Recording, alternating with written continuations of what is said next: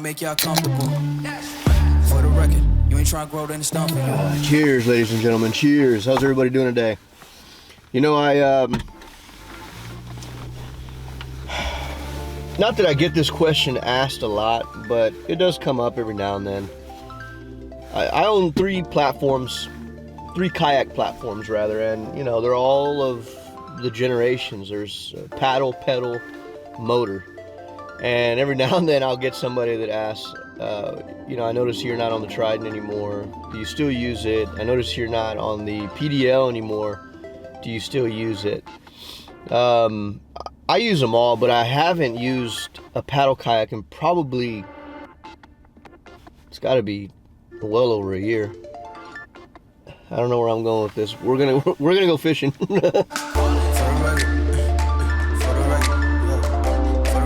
Hey guys, how y'all doing? Hope y'all had a wonderful past few weeks.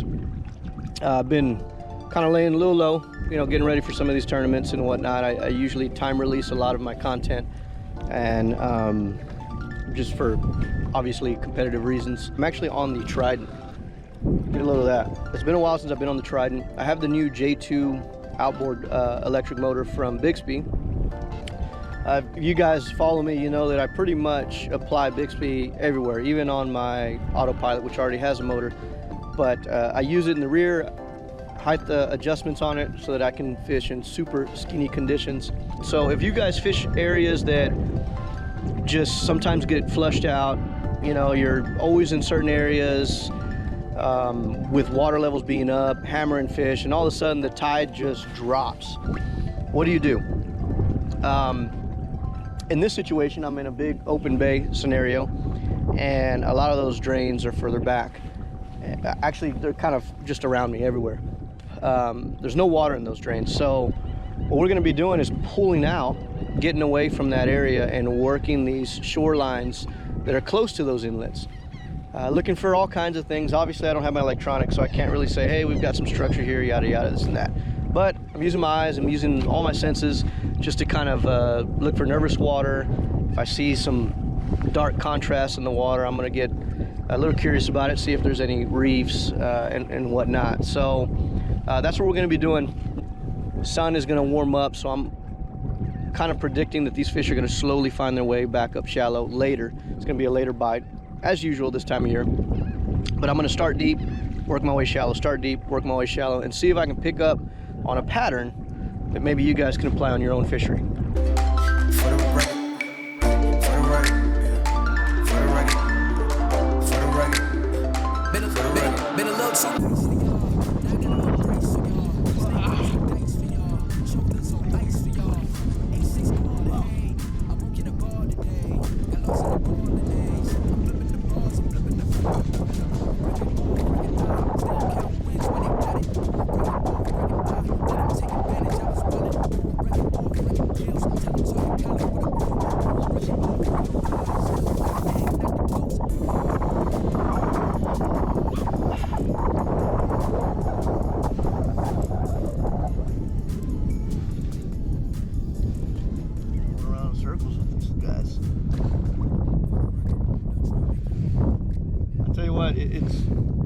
You kind of miss the sleigh ride a little bit.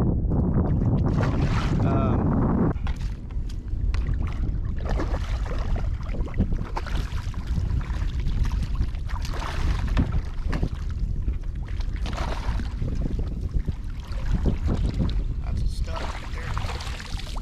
I'll have to measure that one.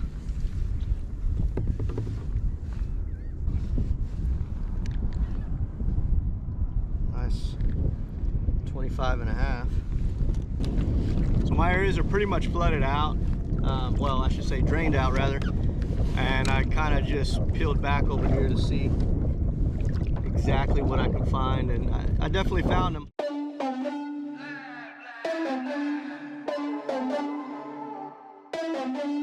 Now, as far as gear goes, I'm going to be keeping it real simple. Just using my H&H rod. I actually won this rod during the professional Redfish series last year. Big fan of it, by the way. It's kind of their low entry level rod. I forget the price. I think it's like $200, $180. It's been a beast, man. I really am enjoying it. We're gonna be throwing a pink jig head on AM fishing, a little bit of transparency, silver glitter. No leader today. We're just going straight wire. Given these environments, I've just never really seen a difference. Trout fishing, red fishing in other areas and clear areas for sure. I'm gonna be tying a fluorocarbon leader, but not out here. If any of you guys are wondering, look at all that. It's already kind of serrated, but whatever.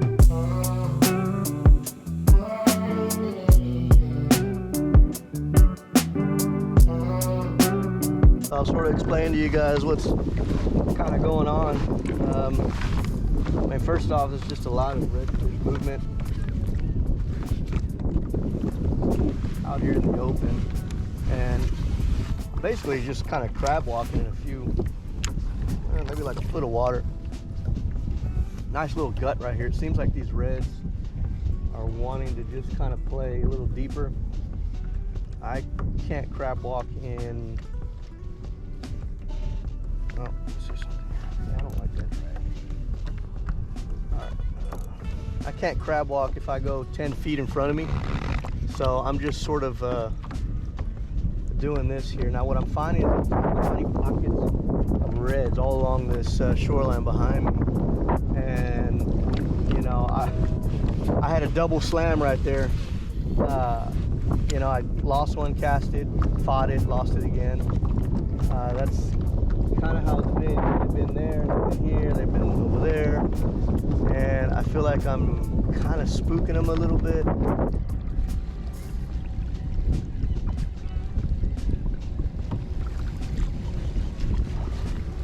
Oh, I got something here. Oh man, that's a, oh wow, oh man, that's too much drag. That fish almost made me turn, dude. Holy smokes. Alright, where we going, buddy?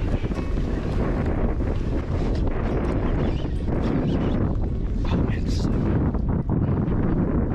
is gotta be a beast, right? There's something, guys.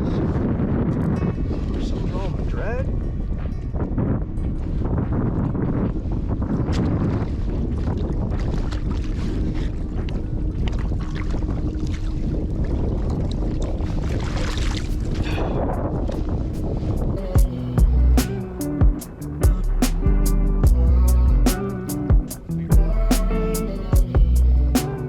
There's 12 speeds. So far, I'm cruising kind of like around a high 3, like 3.8, 3.5, just on the 5th-ish, 6th-ish speed, which is actually pretty dang good. My autopilot, I cruise at about a low 3. This one on the Trident 15 is cruising at a high 3. Sometimes I'll even hit 4 miles an hour. If I was going with current, with wind, I'm more than sure I would be hitting 4 miles an hour. Your experience could be different. You know, on this J2, there is a performance increase on high-end speed and battery performance. So they've kind of smartened up their technology a little bit, in the sense that I think this battery sort of gauges to make sure that you're getting like the maximum output per distance. From what I read, that's kind of what it seems to do, and the whole idea of that is just to give you the maximum distance. So it's pretty neat. I mean, it's fast as is on a paddle kayak, and man, it's been a while.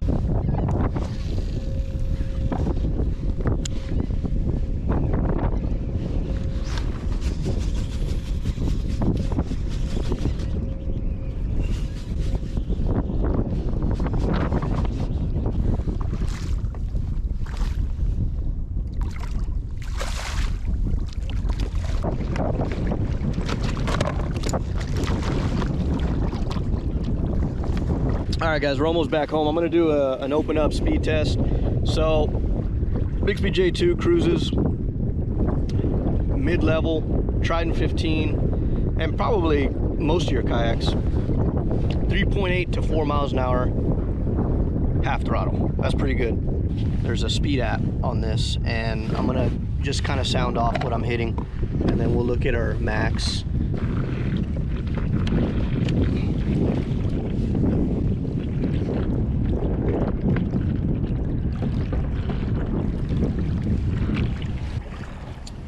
All right, guys. So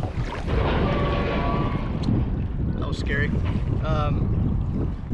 Now, believe it or not, the Trident is kind of a heavier kayak, a little bit more heavier than I think what they probably should have made it. I think they should have made it a little bit lighter. It's about a 90-pound kayak, but it is pretty fast nonetheless. It just takes a little, you know, as far as hull design, once you get going, it's good. All right, we'll full throttle.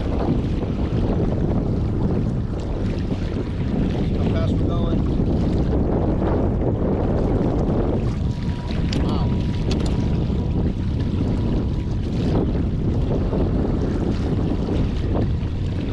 We're 4.7, 4.8. We're holding at 4.8.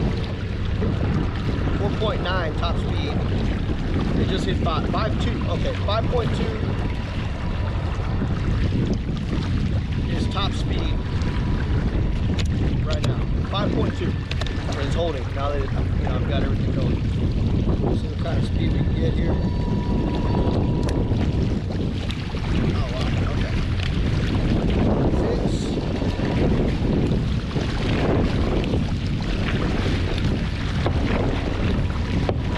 I can actually probably hold this, which is 6.8, 6.9. I can hold this for a while because I have the assist. But if I gun it,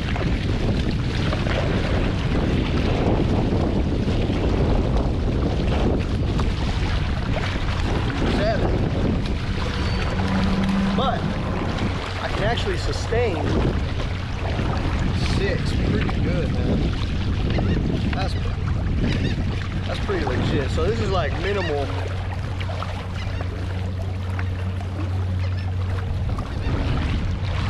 And we're cruising at 6 at max speed.